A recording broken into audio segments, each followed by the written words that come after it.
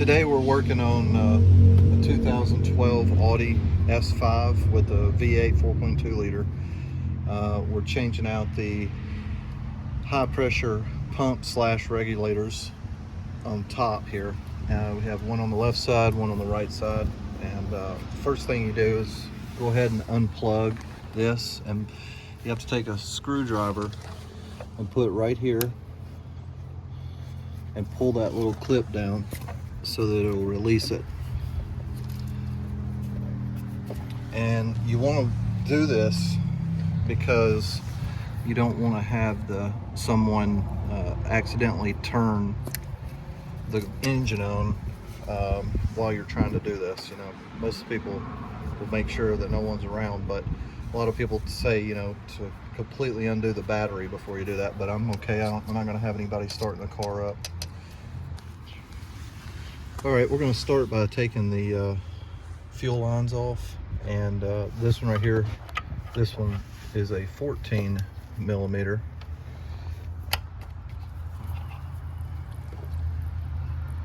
Just go ahead and let the fuel drain out. We hadn't started it all night, so there shouldn't be too much pressure.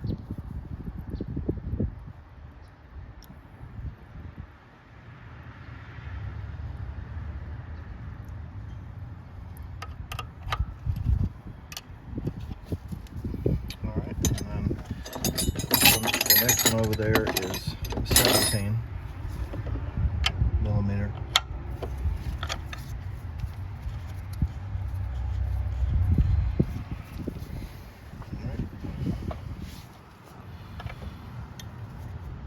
Get it this way. It's gonna be kind of hard. Let me try it like this. There we go.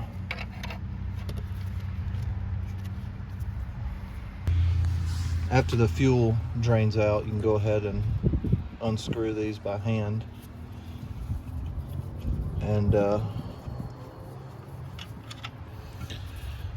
so what I would probably do next is, there's a star or Torx wrench, Torx screw head right there that we need to get on that side and on this side, right down here. I found what size it is. It's a T30 Torx screw or star head, whatever you want to call it. And we've got to take two of them out so that the lines will be able to be moved out of the way.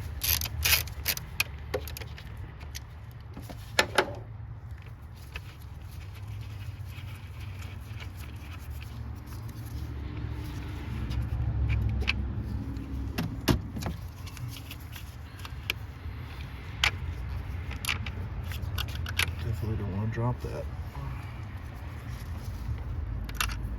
All right, let's get the other side.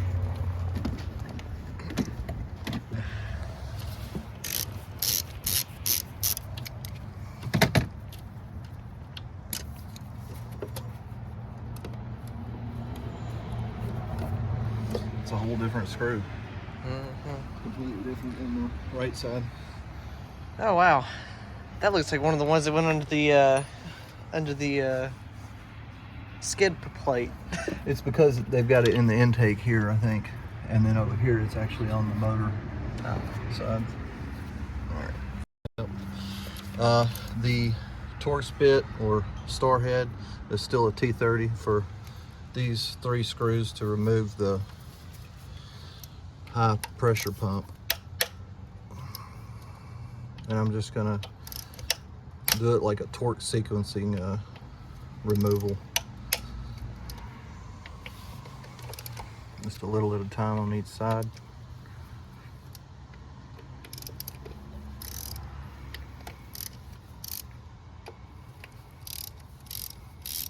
All right, I think they're all loose now.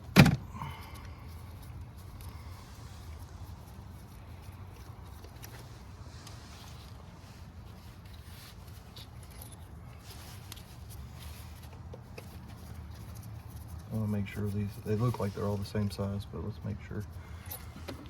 Let's make sure they're the same. Yeah. I'm glad they gave us new screws with the new one too. I bought this kit off of ECS Tuning. It's the Hitachi fuel pump, high pressure fuel pump, and it has the cam riders and all the bolts that need to go in there on top of the fuel pumps. We'll go ahead and get the other one off, and then we'll put the new ones on.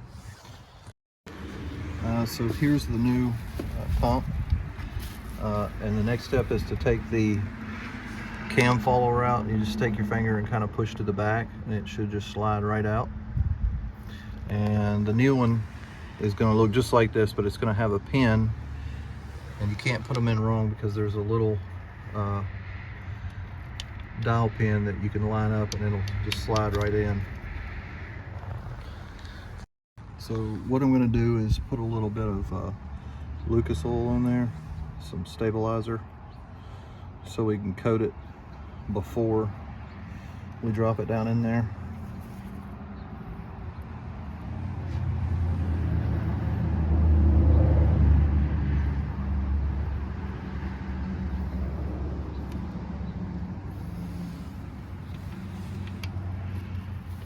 There we go. All right.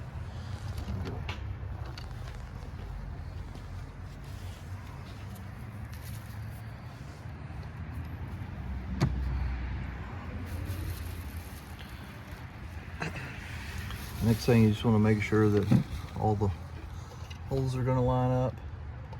Yeah. And go ahead and remove your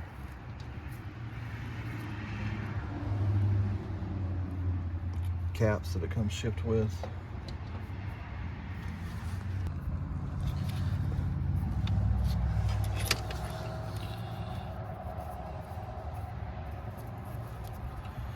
All right, and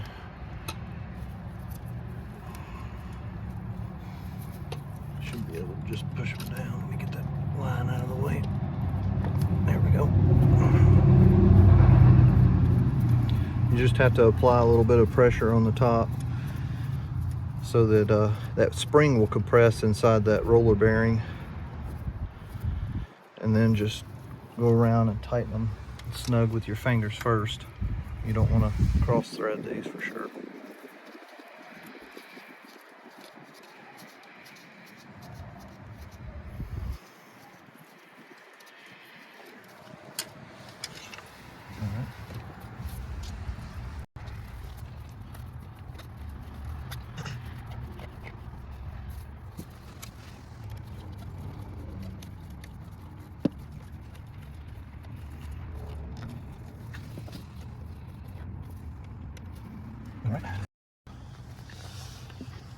So after you get them where, you know, you just snug them down with your hand or just the tool without the ratchet, just look on the bottom and make sure that it's flush all the way around.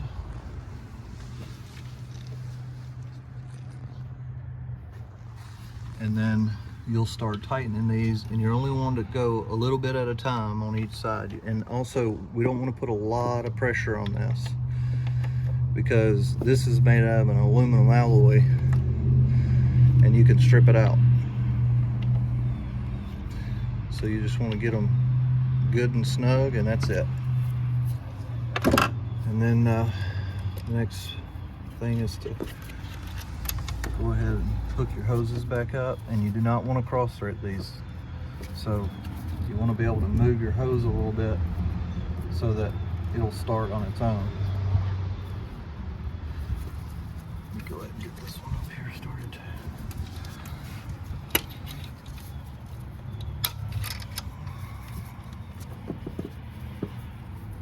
This one started right up. That's a good one. All right. This one kind of, he don't like to.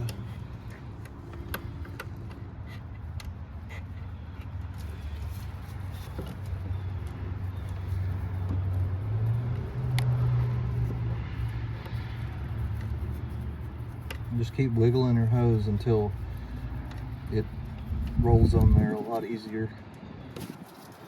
All right. And then we need the 17, 14.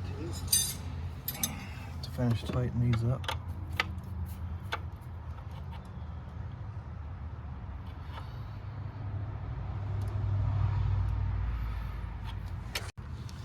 I'm applying just a small amount of pressure on this line so that it won't rub against this intake here, and when the motor moves, because he keeps wanting to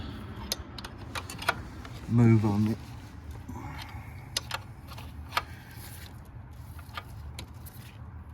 Oh, here we go. All right, and before you tighten that one up, let's go ahead and put that bolt back in.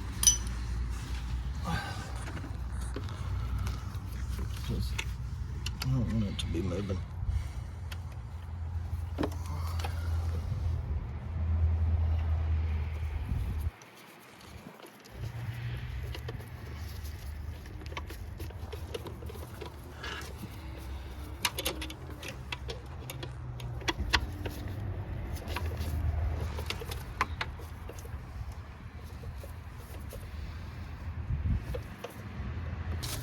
All right, so we've tightened both of the lines, and now we're going to be moving on to the next one.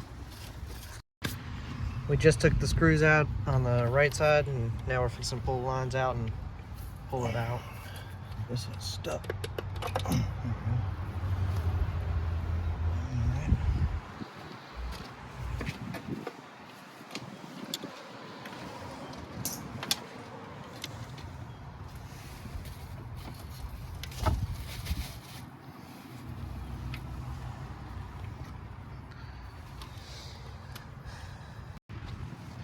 All right, I'm going to put some more Lucas oil on it again.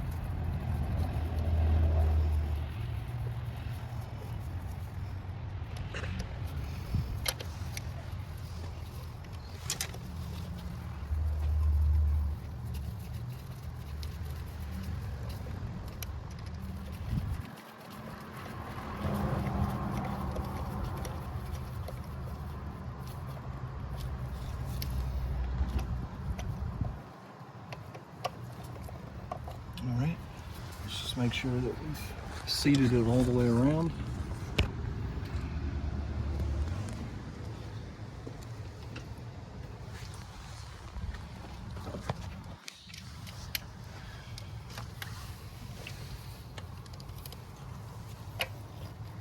And like I said, just make sure that you just do a couple little small turns all the way around until it gets snug. We do not want to over tighten these.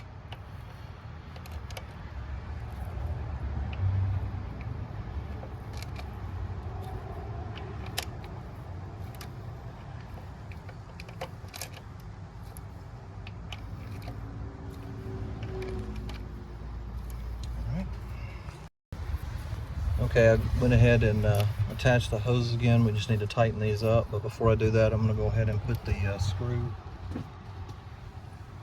back in that holds that back line.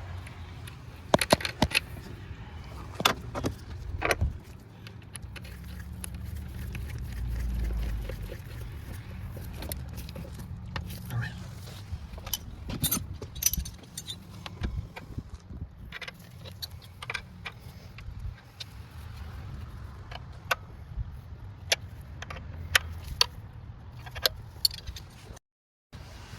All right, and last We're gonna plug these back up.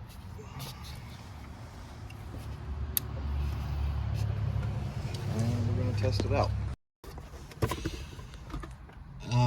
So right now, after we replace the high pressure fuel pumps, we're going to erase the codes so that the engine will be out of the loop and be able to set a new code if that didn't fix the problem. I bought this Foxwell scanner. It does everything from BMW to Audi, Volkswagen, Mercedes, just about everything, GM, Chrysler, just about every new vehicle. And what we're going to do is do the OBD2, let it run through the first setup, make sure you have the vehicle on.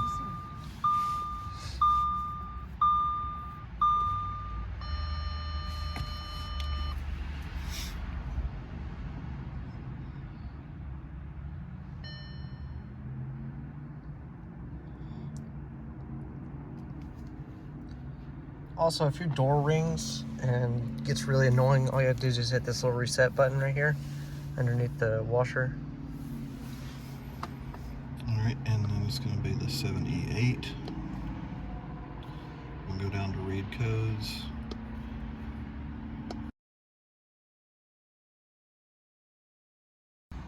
Pumps out, and so I'm going to go ahead and erase that.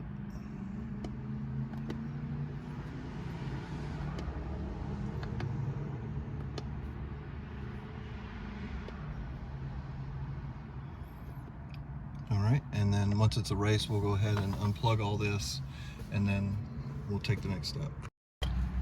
The next step after clearing the code is we want to prime the pump, and we do that by not starting the engine, but actually just turning the engine to the on setting. And right now we can hear the pump back there pumping and priming the new pumps we just installed. And what we'll do is we'll turn it off again, and then we'll turn it back on again, not starting it, but turning it back on. We're going to do that 2 or 3 times to let the pump prime.